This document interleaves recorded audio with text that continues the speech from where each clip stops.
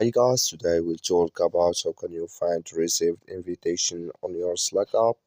We're going to figure out the solution or know how you can do that on your app. So you just follow this ways, then it's going to work with you.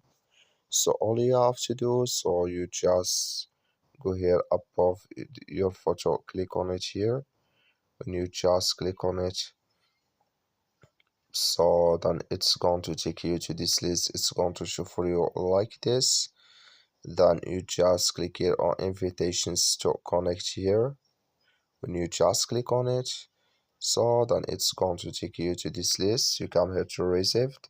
Then here you will find all received invitations to connect here you have.